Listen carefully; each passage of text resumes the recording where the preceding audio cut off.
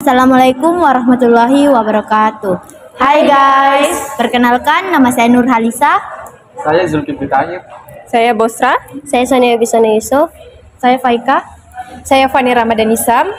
Dan saya Imam Minardi. Kami dari kelompok 1 dengan tema korupsi dana desa akibat lemahnya sistem pengawasan. Kasus korupsi dana desa di wilayah Bunut Bulik. Seorang kepala desa di Tulung Agung, Jawa Timur ditahan oleh kejaksaan setempat karena juga melakukan tindak pidana korupsi anggaran bantuan keuangan senilai 175 juta rupiah.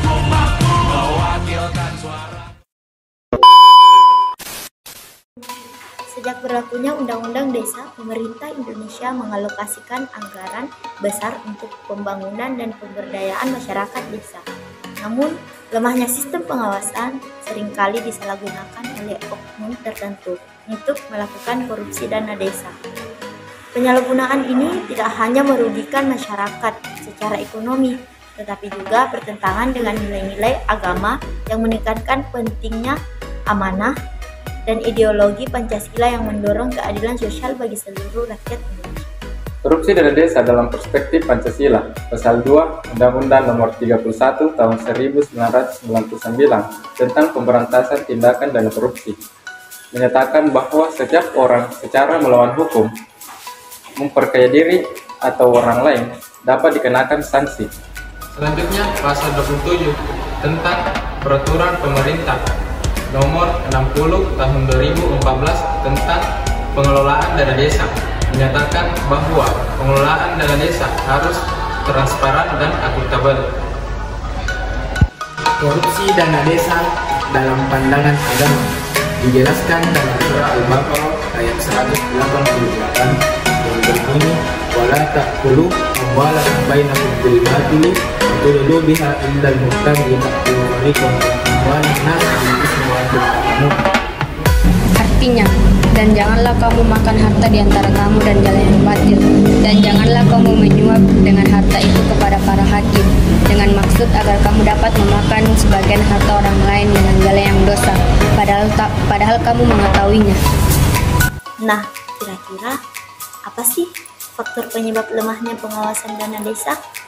Pertama, kurangnya transparansi. Kedua, keterbatasan aparatur pengawas. Ketiga, rendahnya partisipasi masyarakat. Adapun dampak dari korupsi dana desa, yang pertama, terhambatnya pembangunan infrastruktur. Yang kedua, meningkatnya kemiskinan dan ketimbangan ekonomi. Ketiga, yaitu kehilangan kepercayaan masyarakat. Adapun ciri-ciri terjadinya korupsi dana desa, yang pertama adalah musyawarah desa hanyalah formalitas dan hasilnya tidak disosialisasikan ke masyarakat.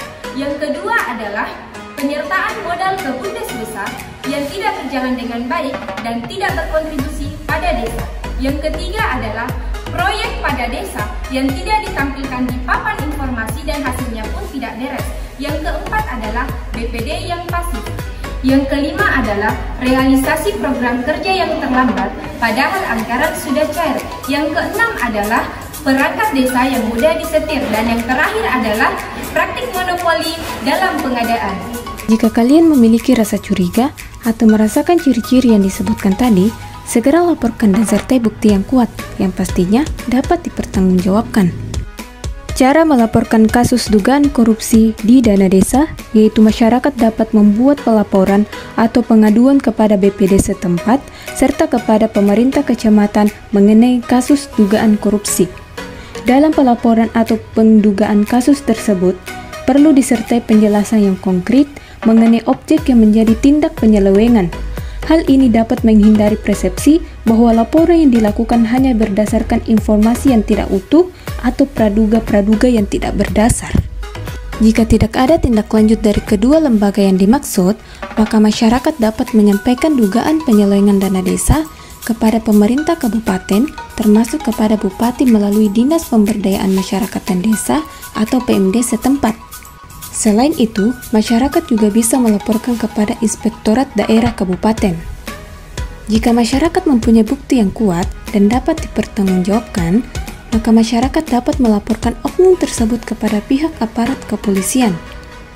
Masyarakat yang membuat laporan pengaduan akan dijamin dan dilindungi kerahasiaan identitasnya dengan ketentuan pelapor tidak mempublikasikan laporan pengaduannya sendiri. Adapun solusi dalam mengatasi korupsi dana desa, yang pertama adalah penguatan dan pengawasan internal dan eksternal, yang dimana menguatkan pengawasan aparat internal dan melibatkan pihak eksternal seperti inspektor daerah. Yang kedua adalah pendidikan dan pelatihan aparat desa, yang dimana meningkatkan kompetensi untuk mengelola dana desa dan mengikuti pelatihan keuangan dan tata kelola desa. Dan yang terakhir atau yang ketiga adalah pemberdayaan masyarakat atau pengawasan, yang dimana melibatkan masyarakat dalam setiap penggunaan dana desa melalui forum-forum desa untuk meningkatkan transparansi. Pengawasan yang lemah ibarat kapal tanpa kompas, mengarahkan kebijakan tanpa tujuan yang jelas, menggunakan yang kuat, kepentingan rakyat dapat benar-benar terwujud. Kepemimpinan tanpa integritas hanya menghasilkan kehancuran. Pemimpin yang korupsi hanya memudahkan harapan rakyat. Pemimpin yang baik tidak sibuk menyinggung untuk dirinya, tetapi bekerja keras untuk kepentingan rakyatnya. Dana desa adalah hak masyarakat, bukan hak pribadi. Jadilah pemimpin yang berani berkata tidak pada korupsi. Tidak ada kemajuan tanpa kejujuran. Hindari korupsi dan mari membangun desa bersama demi kemajuan yang sesungguhnya.